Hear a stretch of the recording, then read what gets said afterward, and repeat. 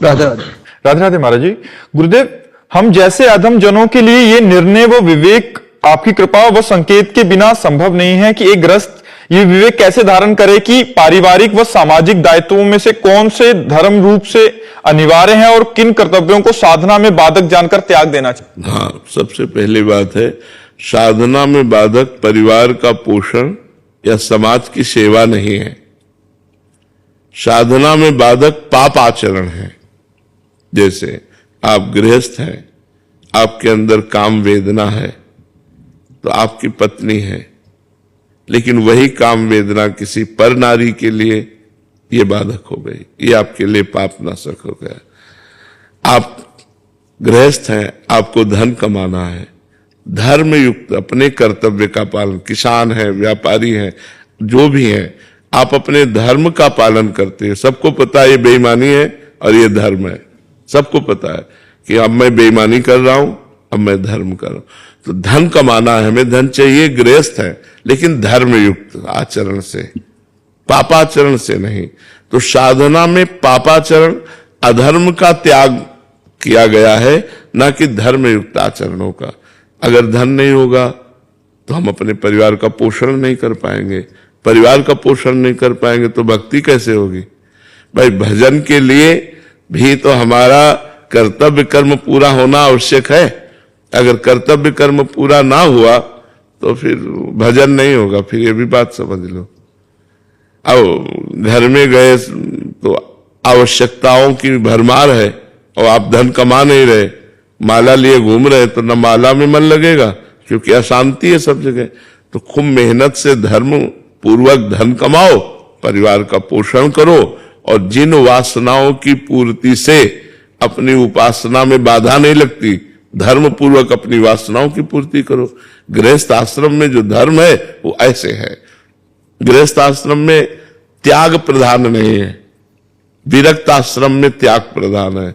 गृहस्थ आश्रम में संग्रह प्रधान है।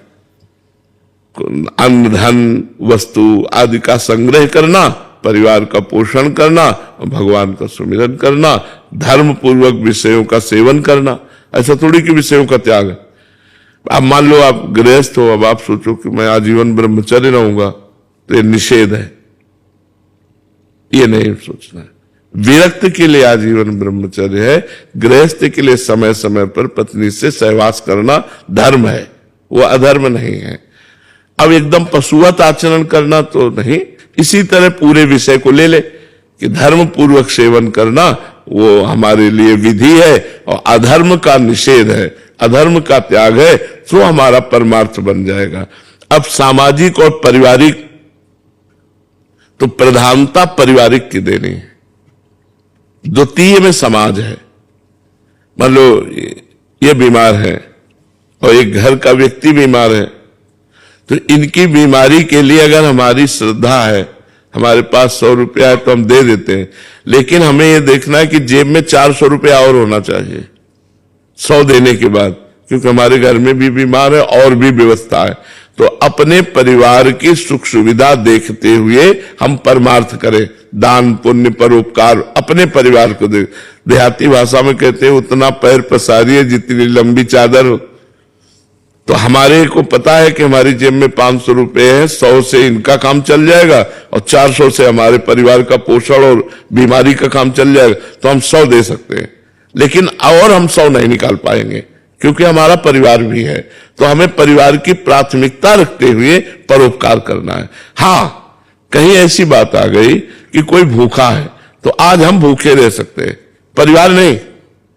आज हम भूखे रह सकते हैं, अपने हिस्से का भोजन आपको दे देंगे, आज हम उपवास कर लेंगे, हमारा परिवार पावे आप पाओ, हम उपवास कर लेते हैं। ऐसे विचार पूर्वक चला जाता है। संपूर्ण परिवार के सुख का समाज में समर्पण करना यह अधिकार नहीं, क्योंकि पत्नी है, पुत्र है, उनकी पढ़ाई लिखाई, उनके कार्य, ये चीजें ध्यान रख रही कि प्रधान कर्तव्य परिवार का पोषण और द्वितीय कर्तव्य परोपकार, द्वितीय कर्तव्य परोपकार।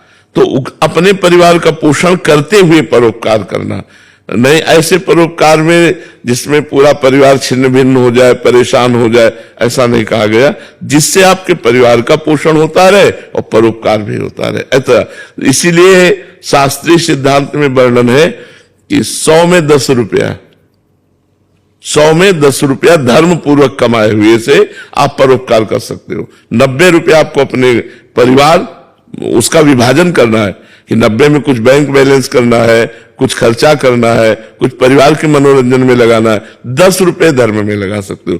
उसे कहते हैं दशांश का त्याग।